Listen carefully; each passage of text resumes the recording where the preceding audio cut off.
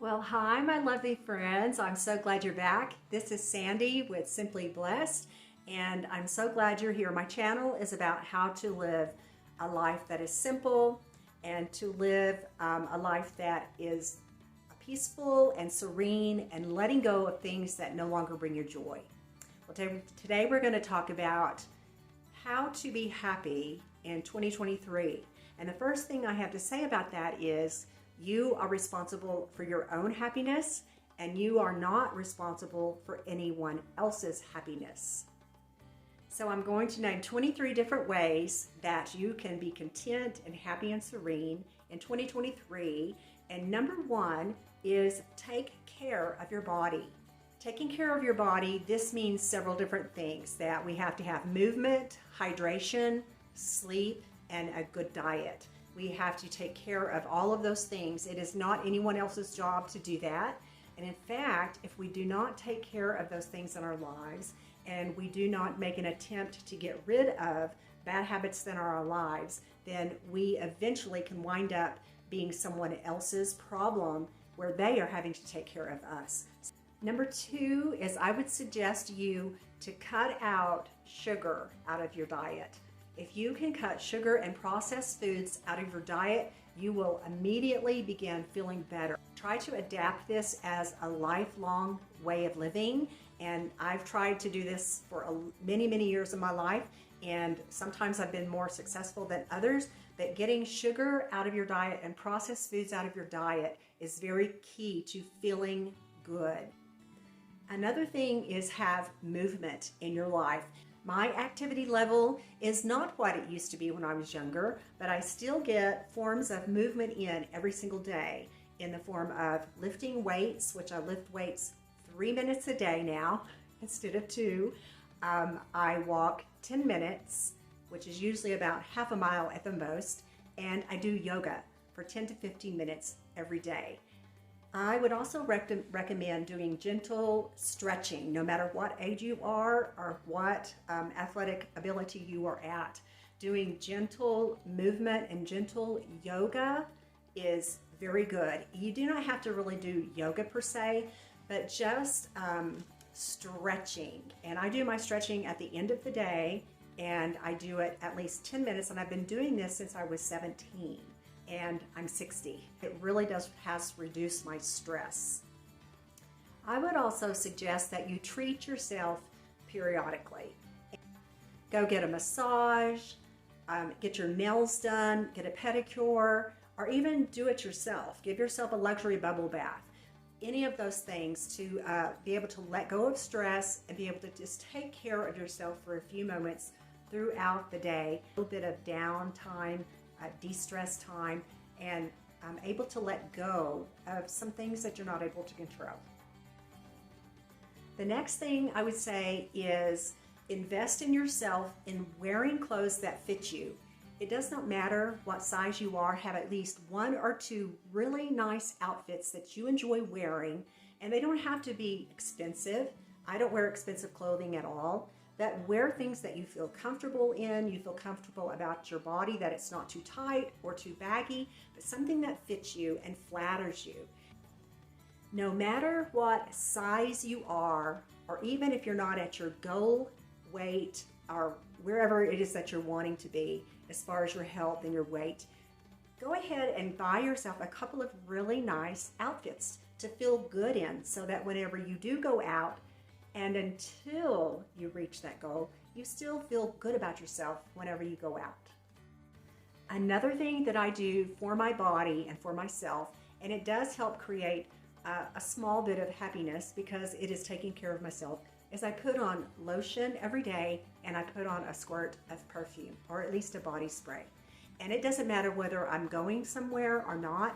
I get up every day and I take my shower, I get dressed all the way to wearing shoes, ready to go somewhere in case I get to go somewhere that day. And a lot of times I wear makeup, even if it's 3 things, like a foundation and a blush and a lipstick. The next thing is stop waiting for other people to meet your needs. If you need something for yourself, or you need your self-esteem to be boosted, or you're needing something like you're feeling yourself in a slump, or you're feeling unhappy about something, know that you are the one that's responsible for that, and do what it is you need to do to go ahead and get that fulfilled. You can ask for advice or ask for help from other people. There's nothing wrong with that. But thinking that someone else is really the source of your happiness is really not true. I remember the first time I heard that happiness is a choice. And I heard that in my early 20s, and I was stunned by that. I had never heard anything like that. And once I have learned, it's been a long time coming, but I have finally learned that if I am not happy, it is really up to me to take a really good look at that and find out what parts of my life am I not feeling purpose? Am I not feeling fulfilled in my job?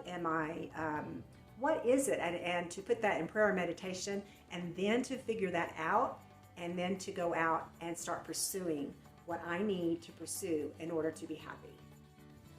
Another thing is to create happiness in your life is learn a new skill, learn something fun. There was a time in my life, it's been about a decade ago at least, and I was really suffering from depression, a lot of depression. And I took myself to the music store that was downtown, and I bought a ukulele. And I brought it home, and I would hide it actually from my husband because I didn't want him to know. But I bought a ukulele, and I was using YouTube to teach myself how to play the ukulele, and then I was printing off sheet music. And after about a month or two, I finally brought it out, and I said, look what I can do. And it was real simple little easy tunes, but having that little ukulele and playing it just for fun, it brought a lot of joy to me. And I mean, how can you not play a ukulele and it not be fun? Never too old to learn something new. Another thing is read every day for enjoyment. Yeah, so that I could actually have conversations with other people about the books that I'm reading. And I'm really doing that. So take time to read just for enjoyment. In the evening, it really does help my mind and my body relax without a screen. So read for enjoyment. Next is move away or distance yourself from negative people, or do not respond to negative people. And there's really totally impossible to get totally away from negative people, and sometimes I am that negative person, but moving myself away and putting some distance between me and a person that's negative, or that just always has excuses or always has something chaotic and dramatic going on in their lives, put a little bit of distance there and seek out more positive, uplifting type of people in your life, and you will feel a difference. The next thing is stop trying to control other people or the outcomes of situations. Even situations in your life that you know need to change, or other people you see things that they obviously need to change. If they are an adult, there's really virtually nothing you can do. We can pray for them, we can encourage them, but actually we cannot take actions for other people. And this is not including our children, and I'm talking about children. Once they're an adult, they're an adult. And so stop taking control or trying to control outcomes of other people. Yes, we want the best for them, but honestly, we're only wrecking our own happiness whenever we hyper-focus on problems that other people have. What we really do need to be focusing on is our own life and what we can do to change our lives. The next thing is clear the clutter out of your home. I began following flylady probably 5 or 6 years ago, and it was one of the best things I'd ever done. So I cleared a lot of the clutter out of my home, and most of it has stayed out. I almost cleared out too much clutter. I'm not really a minimalist, but I began to realize that too many things in my home visually made me very anxious, and it also made me feel chaotic in my mind. And actually, once I did that, I felt a lot more energy, and I felt energized by it. The next thing is take time to make your surroundings and your home feel very comfortable and beautiful. And I'm not talking about a lot of money spent here. I'm not talking about hiring interior design or living in a lavish home. That's not what I mean. I mean, but make your home comfortable and a place that you enjoy going to every day. Another very good practice for creating happiness is to have continuity in your life.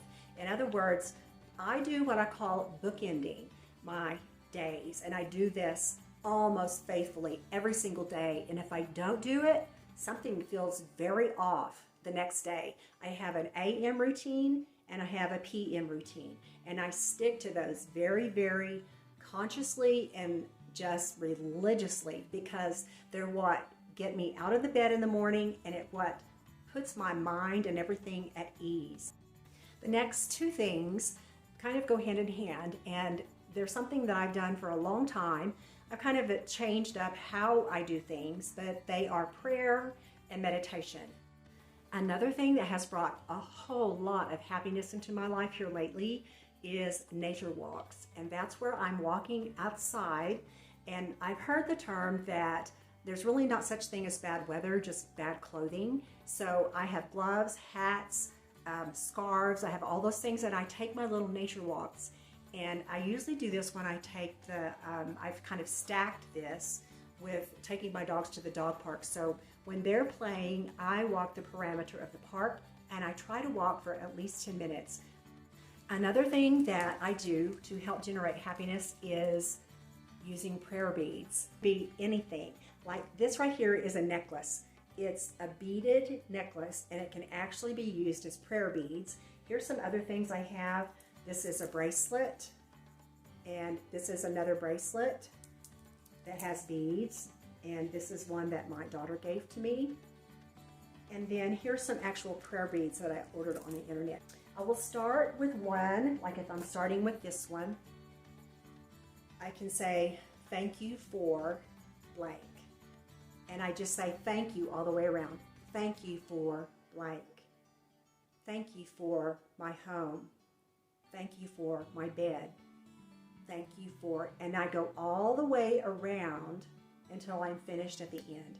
And so what I have done is a prayer of thankfulness. The next thing that I would suggest is find community. And whatever it is that you're wanting to pursue in life, or whatever type of person that you're wanting to become, find a community that supports that. What a group of women and or men that can help you become the person that you want to be.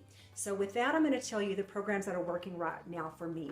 One is flylady, and I have done it for so long that now I don't so much need the community to ask questions, but I do a flylady program, and that is what helps me stay on top of things that are in my house, so that my house doesn't just fall down around me. Because if I don't feel in control of my house, and I can't even take control of a sink full of dishes, then I feel out of control to some kind of degree.